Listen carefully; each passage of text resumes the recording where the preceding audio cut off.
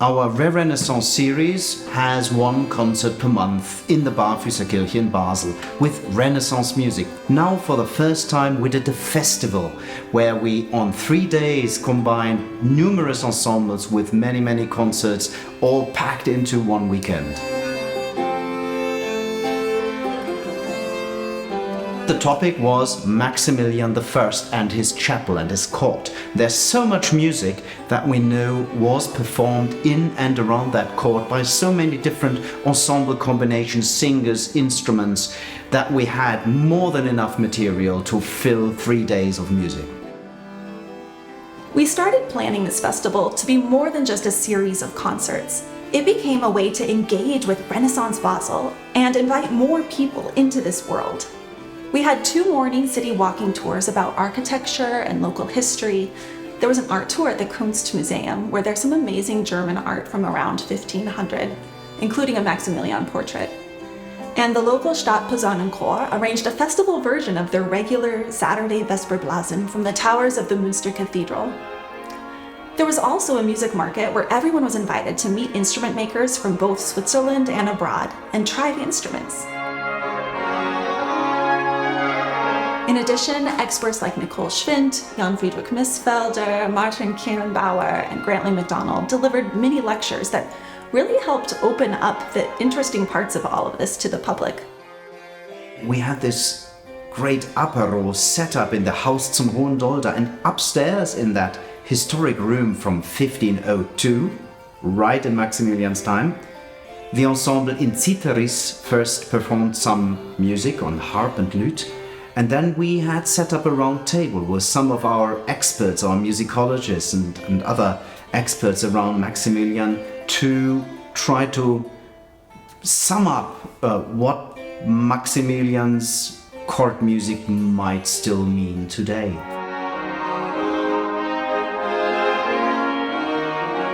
The whole concept around this themed festival was, of course, not only Maximilian and his chapel, his court chapel, but the pictorial representation of it in the triumph, his Triumphzug. What do you call it in English? The triumphal procession. That one. And then there is wagons filled with instruments or singers, really according to their function. This was a printed thing. This never really happened in life. It was just an idea of the court, the ideal court represented in woodcuts that you could print and then put on your wall. The Triumphzug was part of Maximilian's paper propaganda projects, where he would use the newly invented technology of the printing press to spread his fame abroad and to his disjointed German citizens. And it goes hand in hand with the other crafts. And it's not only music, but it's side by side with the knights, with those who combat. Now we have the Swiss pair, drum and flute, which we also heard, and you performed there, together with the sword play, with some real sword fighters who presented in costume their art with the music.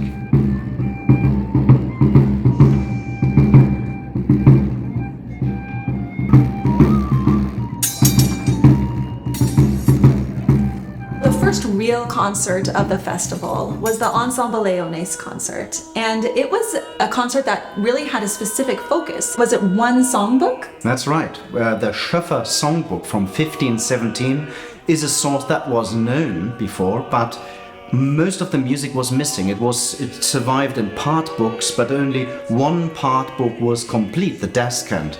So we were missing bass, altos, and most of the tenor.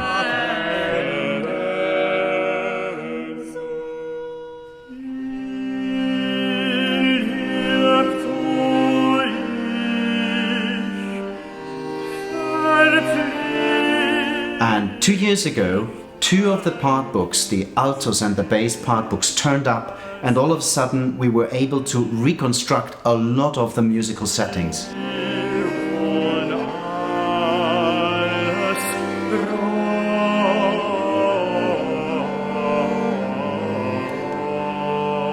And so the entire concert was dedicated to this songbook, which preserved to a certain degree the kind of German songs that were popular at Maximilian's court.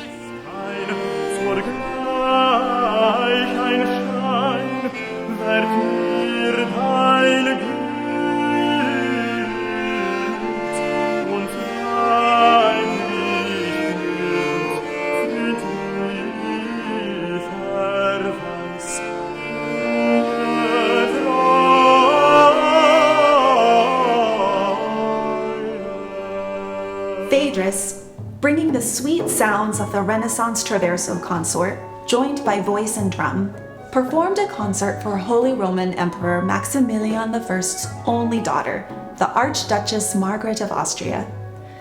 Director Mara Winter explained how their approach to this beautiful late 15th century repertoire was informed by Johannes Tinctoris's counterpoint treatise and his concept of varietas.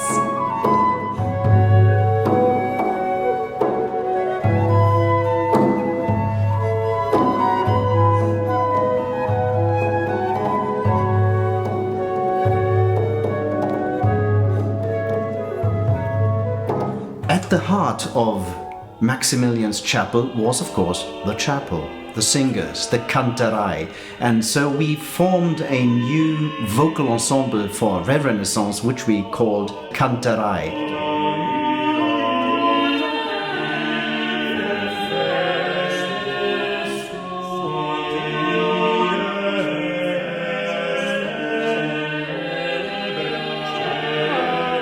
And we were able to put on a mass by Isaac, the most prestigious of the composers at Maximilian's court.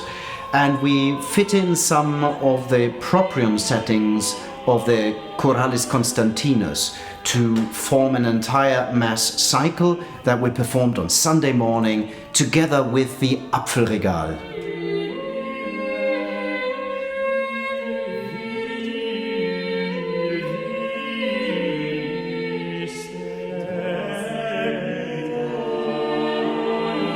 And the performer of the Apfelregal was David Blunden, and his imitation of Hofheimer's technique, diminution style, ornamentation brought the entire concert back to a different world.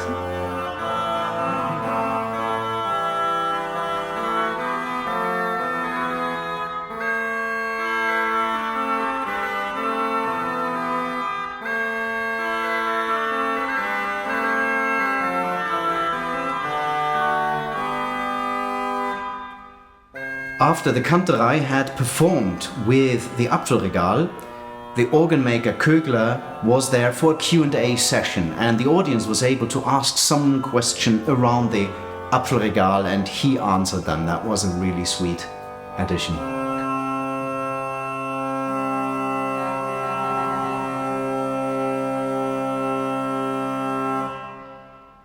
We needed a concert devoted to Ludwig Senfl, the so-called Swiss Orpheus, who worked in Maximilian's chapel. There was a really nice epic haunting piece, Da Jesus an dem Kreuze hing, based on the last 7 words of Jesus on the cross.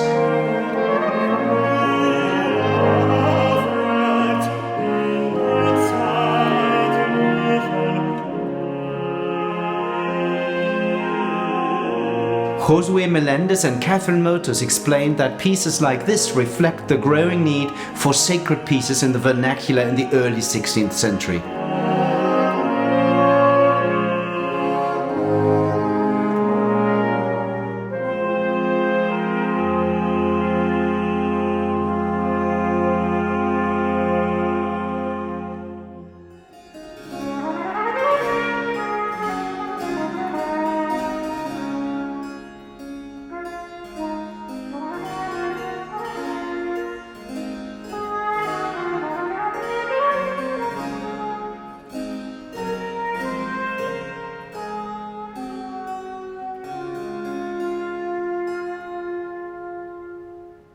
We had young ensembles, most of them originating, all of them originating at the Schola, didn't they? Yeah. Who were performing the Kurzweil concerts at lunchtime.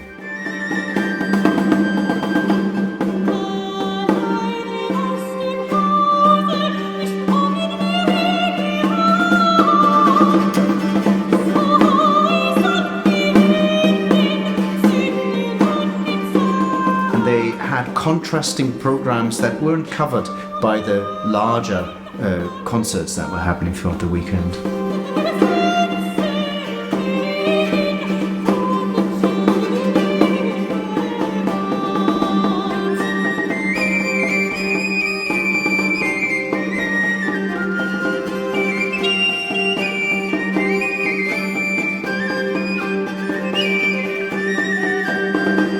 And we had the gala concert where we joined forces from all the different ensembles and some additional players. Rui Stählin was there and Tabea Schwarz. who is also part of the Leitungsteam of Re-Renaissance.